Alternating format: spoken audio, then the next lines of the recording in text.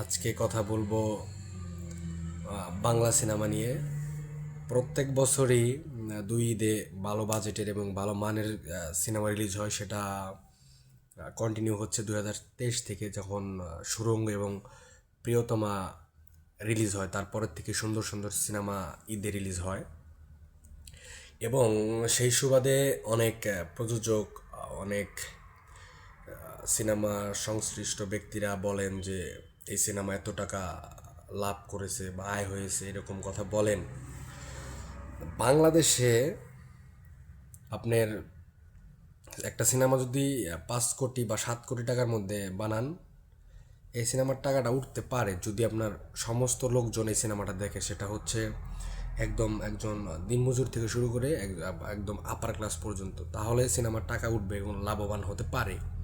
কিন্তু একজন এখন তো বলে যে একটা সিনেমা যদি একটু ভালো চলে, এই সিনেমার বাজেট বলে 15 কোটি 20 কোটি, সিনেমা 80 কোটি টাকা ইনকাম করে ফেলছে। এটা আসলে সম্পূর্ণ ভিত্তিহীন একটা কথা। 15 কোটি টাকা টাকা দিয়ে যদি সিনেমা বানায়, সেই সিনেমা লাভ করার আশা একদমই ছেড়ে দিতে হবে। লস প্রজেক্ট এটা বলতে হবে, ঠিক আছে? তো এত বিজনেস সিনেমার বাংলাদেশে এখন বর্তমানে নেই, যেহেতু সিঙ্গল স্ক্রিন একদম ধ্বংসের দিকে শেষ। আর সিনেমাগুলো এখন দেখে কারা? মাল্টিপ্লেক্সে, সিনেপ্লেক্সে যে সিনেমাগুলো চলে, আসলে যারা কন্টেন্ট ক্রিয়েটার, ভিডিও বানায় এবং সিনেমার রিভিউজ দেয়, তারাই মূলত সিনেমাগুলো দেখেন। এবং সিনেপ্লেক্সে, মাল্টিপ্লেক্সে যে সিনেমাগুলো, সিনেমার শোগুলো যে চলে, ওইগুলো সিনেমা বেশিরভাগই আপার ক্লাস লোকেরা এই সিনেমাগুলো দেখে। তো সেই হিসাবে একটা সিনেমা যদি সমস্ত শ্রেণীর লোক না দেখে, সেই সিনেমা জীবনেও এত টাকা বিজনেস করা পসিবল না। মানে 2023 থেকে যে সিনেমার একটা জার্নি শুরু হয়েছে সুরঙ্গ এবং প্রিয়তমার থেকে, এরপর থেকে যেগুলো সিনেমা হিট হয়েছে, এগুলার মানে লাভ হয়েছে কিছুটা, কিন্তু অনেক যেটা বুঝাইছে এত হয় নাই। যেমন শাকিব খানের প্রিয়তমা হিট হয়েছে, এটা কনফার্ম, এটা অনেক টাকা ইনকাম করছে।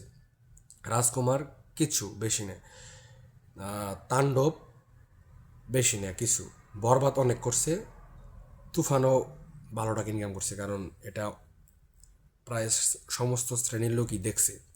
এবং আফরান নিশোর ক্ষেত্রে সুরঙ্গ যতটা মানে মানুষের কাছে পৌঁছে গিয়েছিল, দাগি দম এতটা পৌঁছায়নি।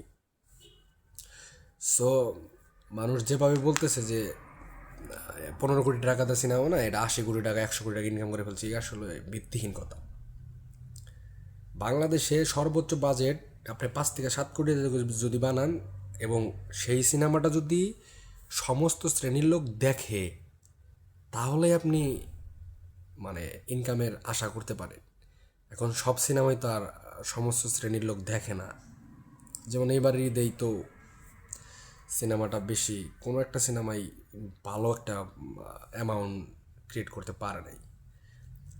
সো যারা বলে যে আজকে 20 কোটি টাকা দিয়ে সিনেমা বানাইছি, এটা তো 80 কোটি টাকা ইনকাম করছে, এটা ভিত্তিহীন একটা কথা।